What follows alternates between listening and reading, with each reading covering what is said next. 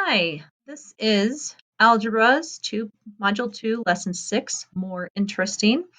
We're going to keep building on that geometric meanies that we worked on in Lesson 4 and 5. Back with Carlos and Clarita. Carlos knows that he can calculate the amount of interest earned on an account in smaller increments than one full year. That's what we did last time, was 1 year. And then we went to a half year. Now he would like to determine how much money is in the account each month that earns 5% annually with an initial deposit of $300. So he starts by considering the amount in the account each month in the first year. He knows that by the end of the year, the account balance should be $315 since it increases 5% during that year. So 5% of 315 or 300, 5% of 300 is 315, but we need to break it down.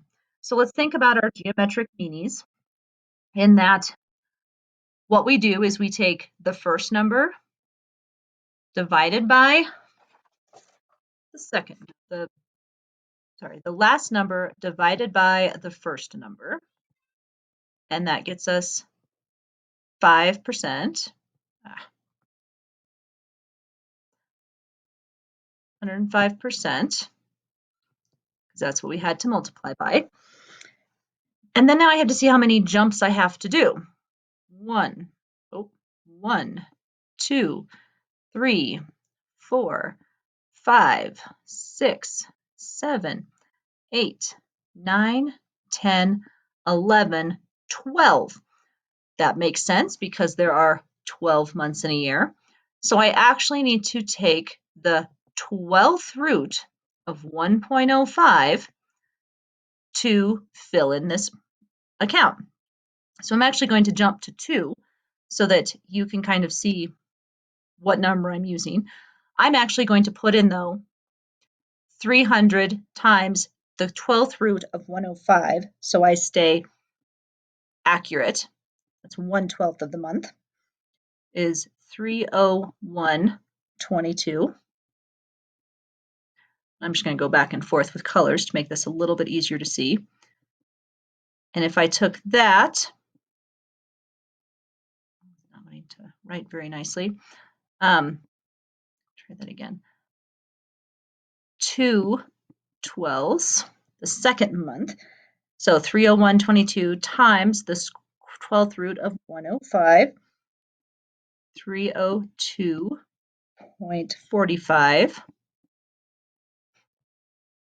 The third month is 3/12 of that month, and that's 303.68. The fourth month out of 12 is 304.92.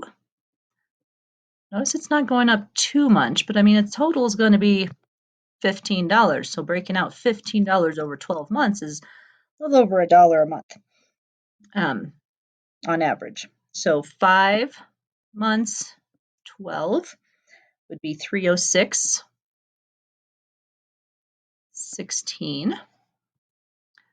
6 months out of 12, so halfway through the year is 307.41.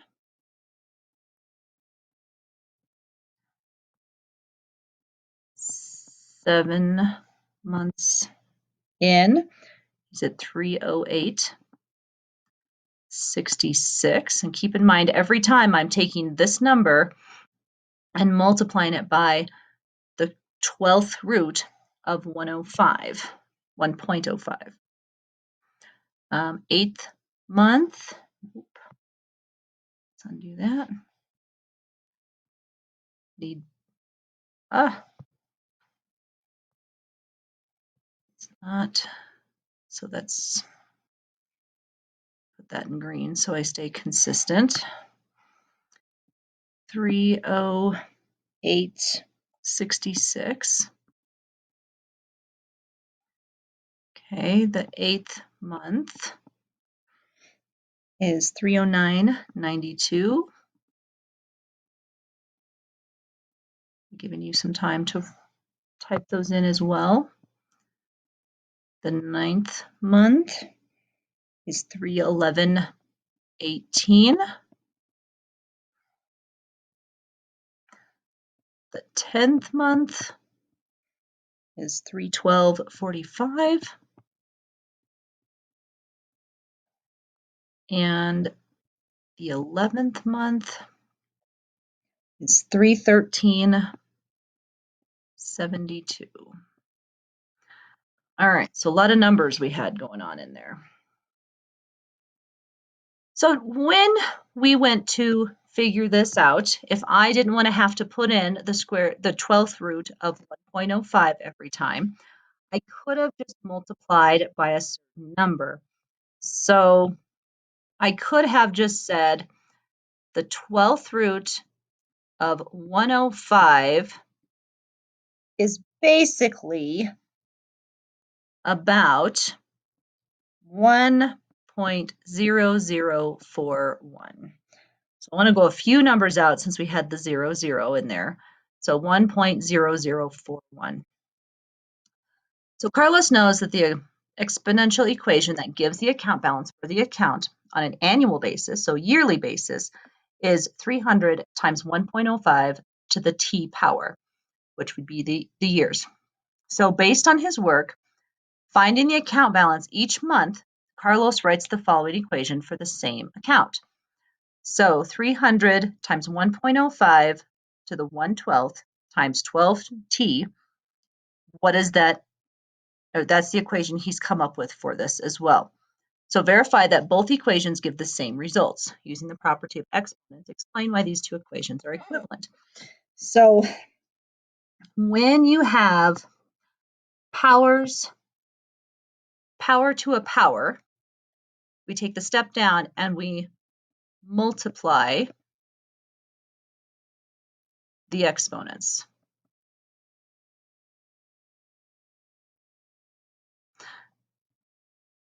So if I were to write this out, 300 times 1.05, not that quite yet, to the 1/12th times 12t, that would be the same thing as saying 300 times 1.05 to the 1/12th times 12, I'm going to put it over 1, 12t over 1. When you simplify these exponents, 1/12th times 12t over 1, the 12s cancel, leaving me with just t. So that reduces this down to make 300 times 1.05 to the t power. So that gets us back to what this was up here. So we've just used the product of a power, power of a power for exponents rule to explain how they're the same. So what is the meaning of 12t in this equation? So in this equation, they're basically saying we're taking 12t, t seems to be the number of months in that equation there. So if we take 12t, we now have 1 year, which is what we ended up with over here. So 12t equals 1 year in this case. So let's go ahead and scroll down. Carlos shows his equation to Clarita. She suggests his equation could also be approximated by A equals 300 times 1.04 to the 12th power, since 1.05 to the half, or to the 12th, is about the same thing as that. Carlos replies, I know that the 1.05 in the equation means I'm earning 5% interest annually. But what does the 1.004 mean in your equation? So how would you answer Carlos in this equation? Well, since this is what we multiplied each month,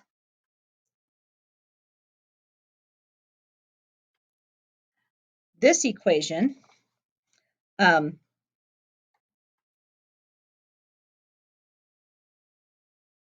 Oh, so that's what the 1.04 means. So since it's multiplied, it's the percent they get each month. Because if they have 12 months, then they'll have a year. All right, the properties of exponents can be used to explain why 1.05 to the 1/12 to the 12t equals 1.05t. Here's some more examples of using the properties of exponents with rational exponents. For each of the following, simplify the expression using the properties of exponents and explain what the expression means in terms of the context, so in terms of months. All right, so with this one, we are going to, this is 1.05 to the 1/12. We've got 1/12 here times 1.05 to the 1/12 times 1.05 to the 1/12. When we are multiplying bases, we know we add exponents. So that would be 1.05 to the 1/12 plus 1/12 plus 1/12, which would equal 1.05 to the 3/12, which you could reduce to 1.05 to the 1/4. And in terms of context, it means 3 months of interest. Let's do the next one. Let's do this one in red. We'll do back and forth so we don't get them confused. So here we have 1.05 to the 1/12 to the 6th power. So we've got another power to a power, which means we multiply these exponents. So 1.05 to the 1/12 times 6, which would be 1.05 to the 6th twelfths, which again we can reduce to 1.05 to the 1/2. So this would be the half a year's interest. Okay, next one. We have 1.05 to the negative 1/12. We've talked about in previous lessons that negative turns our 1.05 to a denominator. So that would be the same thing as putting 1 over 1.05 to the 12th power, which means we are dividing by 12 by 1.05 to the 12th. So for context-wise, that means to the 1/12, sorry about that. Forgot that in there. Didn't think that looked right. Which means it was 1 month prior. So that's our total, 1 month prior's total. All right, next one. 1.05 to the 2nd power times 1.05 to the 1/4 power. Okay, that's same as our first one. When we multiply bases, we add the exponents. So 1.05 to the 2 plus 1/4. Oh, we can just put them together. Don't normally put mixed numbers and exponents, but for this case, it makes sense because we're talking about years and months. So this would be 2 years, and 1/4 of a year would be 3 months. 2 years and 3 months value. So that's how much we've gotten after the 2 years and 3 months. Next one, 1.05 to the 2nd power divided by 1.05 to the 1/2 power. Well, the rule for dividing bases of the same bases means we subtract their exponents. So this would be 1.05 to the 2 minus 1/2, which again, don't usually do mixed numbers, but in our case, it makes sense because we're of the context. 1.05 to the 1 1/2, which in context terms would mean 1 year. Oh, let's just say 1.5. 1.5 years value.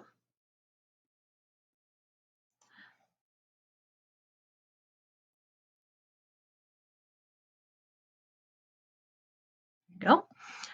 And then our last one. Use 1.05 to the 1/12 to the 12th equals 1.05 to explain why 1.05 to the 1/12 is the same thing as the 12th root of 1.05. So to explain this, let's do give myself a little bit more room down here. So explaining this, we have since 1.05 to the 1/12 times 12, because we know a power to a power, we multiply them, equals 1.05 to the 12/12ths, which is the same thing as 1.05 to the first, basically. So we got what we answered there. I need 12 of 1.05 to the 1/12 to get me 1.05 again. This means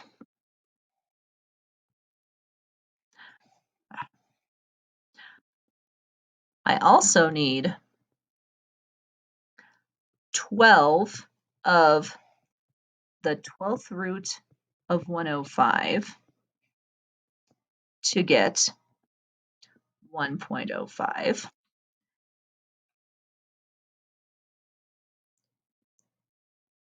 Which concludes that 1.05 to the 1/12 is the 12th root of 1.05. Because I need 12 of these to get back to 1.05, I also need 12 of these to get back to 1.05. Since I need 12 of both of them, that makes them equal. So that concludes lesson 6. Thanks for joining. See you later.